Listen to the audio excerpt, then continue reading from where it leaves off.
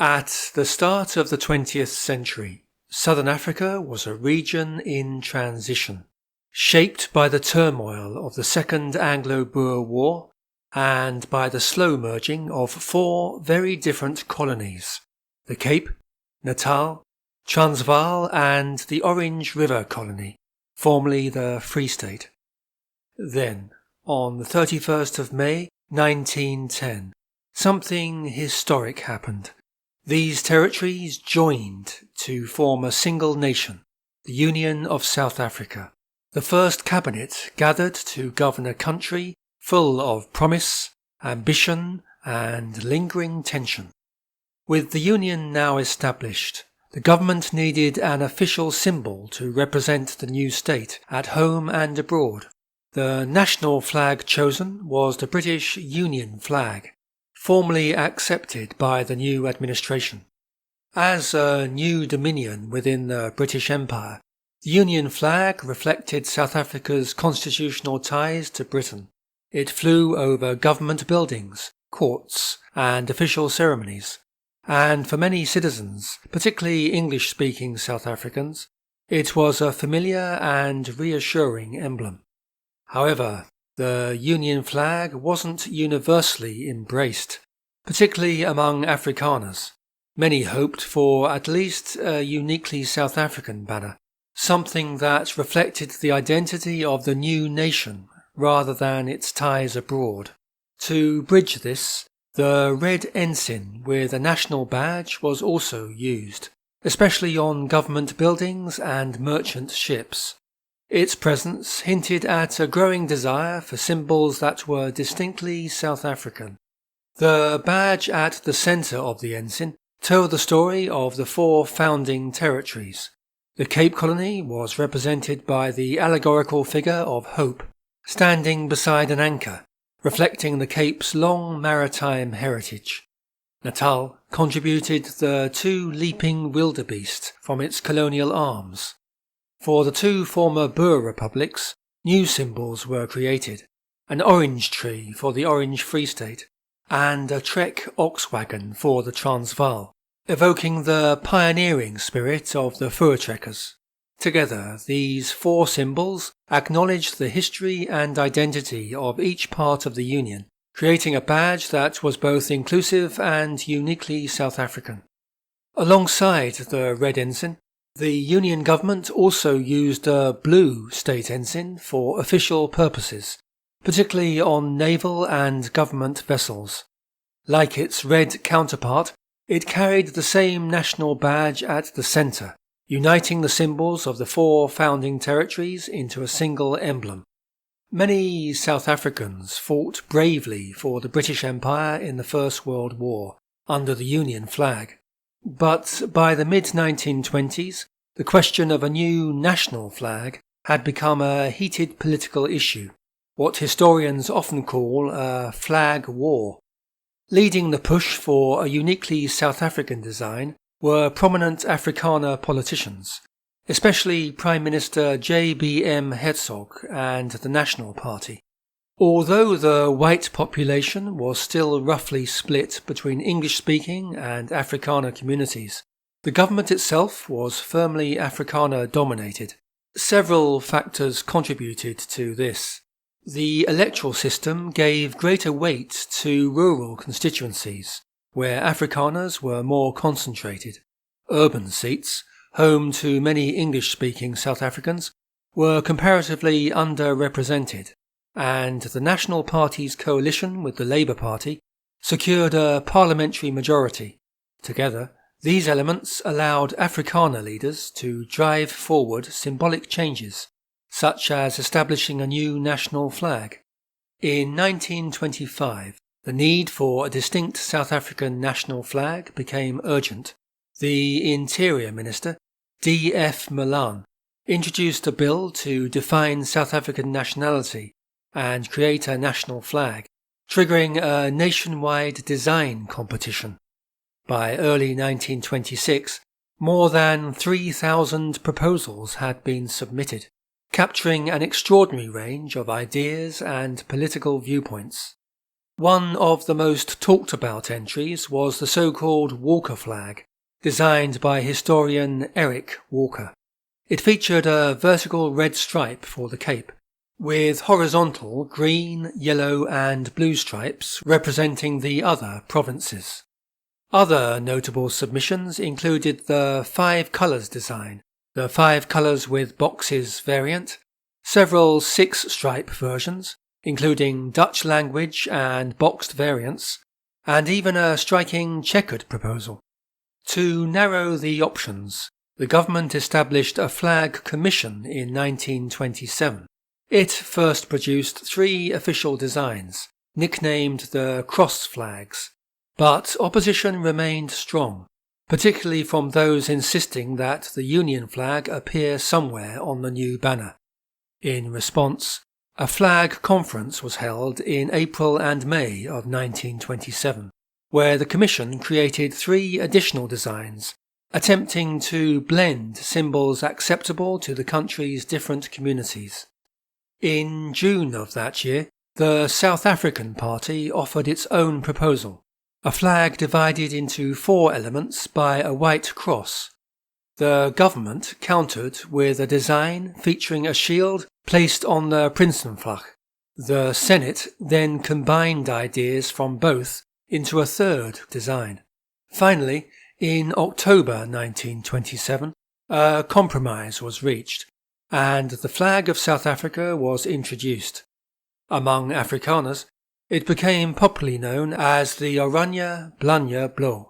The design blended the orange, white and blue of the Dutch Prince's flag with 3 smaller flags at its centre, representing both British and Boer heritage, the Union flag, and the flags of the Old Transvaal and Orange Free State. While the overall design remained unchanged until 1994, the government standardised the blue stripe in 1982 to a lighter shade known as Solway Blue. Solway Blue was easier to reproduce accurately, ensuring a uniform appearance for flags flown at government buildings or displayed at official events.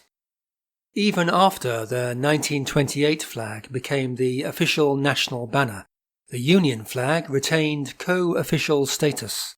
But in 1957, the Afrikaner-led National Party formally ended this dual status, reflecting their desire to assert a distinct South African identity and move toward a republic outside the Commonwealth.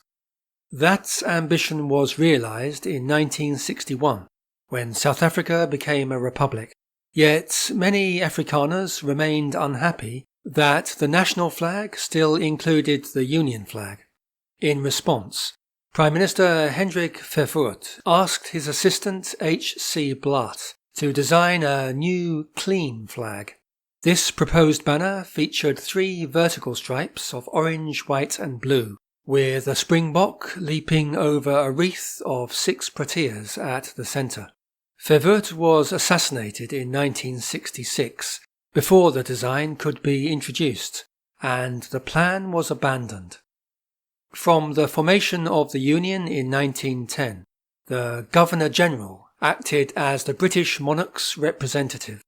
To mark their presence, a special flag was flown, which changed 3 times during the Union period.